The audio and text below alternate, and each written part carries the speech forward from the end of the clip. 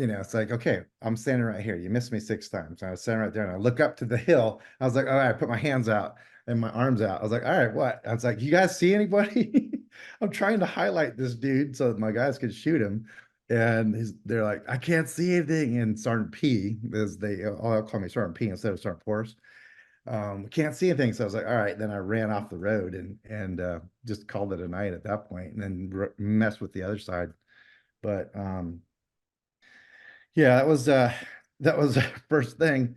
And raiding and clearing the rooms and the houses that were around us to make sure everything in our little area was secure. That was what took up most of the rest of the our first night there.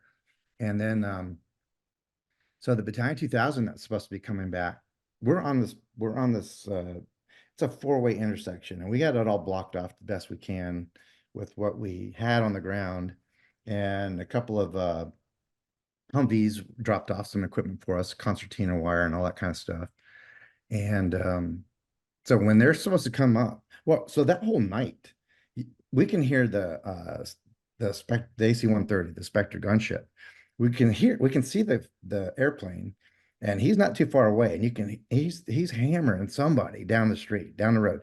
And we thought, just based off looking at maps and stuff, that okay, hopefully they're, I guess they're hitting the Battalion 2000 that was supposed to come down that road.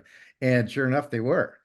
We didn't find that out till later, but they were just hammering whoever was down that road. And we're like, wow, I hope they minimize them enough that they're not coming down this road anymore, right? And that's exactly what happened. And then that whole night was just anticipation of meeting that army coming down the road, and we were pretty ready. We had enough, I think, uh, rockets and claymores. We had the whole road just rigged with all kinds of stuff. Um, so we were ready. They never came.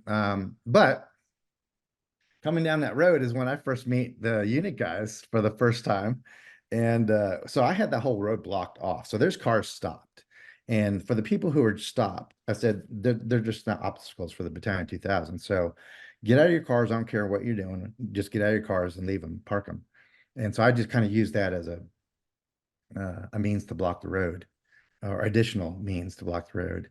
And one of my guys calls me from the sun's coming up, and one of my guys calls me to this position. He's down the road a little bit, and he's talking to somebody, and I can see him talking to some guys in a panel van, and he radio squawking. I need you to come down here. I was like, okay, I'll be there in a sec. I need to get down there.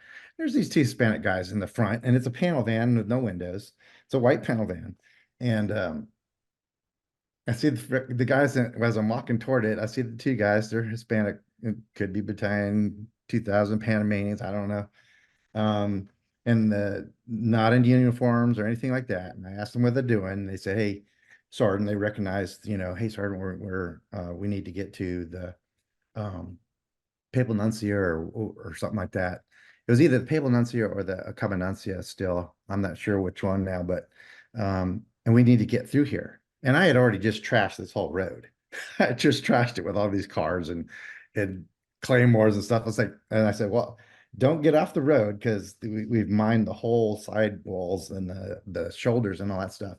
So so let me clear the road and let you guys through. And the only reason, and it was like, well, what are you doing? Who are you with? What's in the back?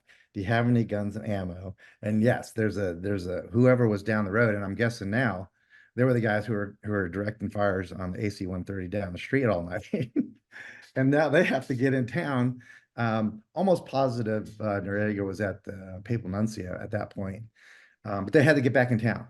And so parted the waters, got everybody out of the way. They went to wherever they were going.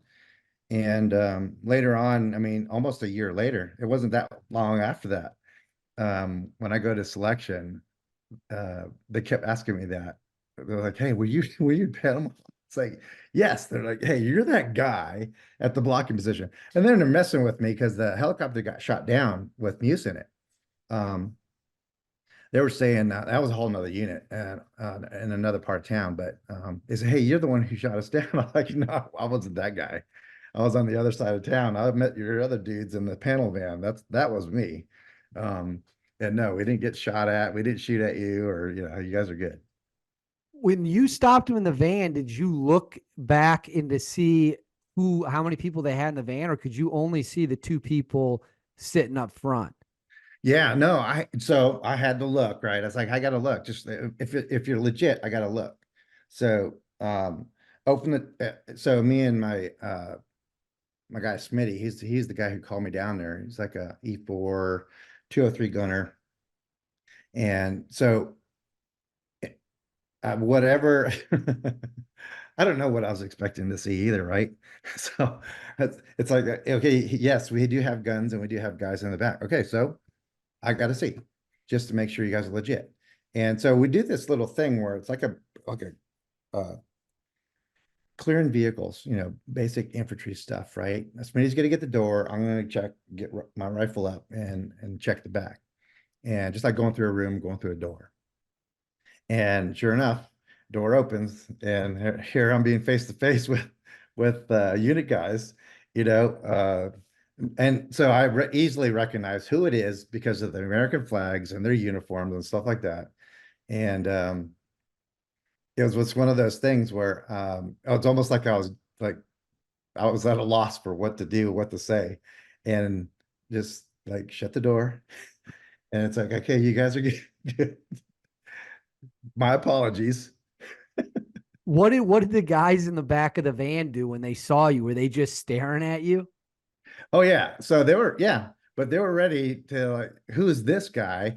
And when I deal with that now, or later on when I'm in Iraq and Afghanistan, that is that is a tense moment when you're friendly, but you're not dressed like everybody, and you have these soldiers on the ground who are just ready to go. I mean, they're ready to shoot at anything, right?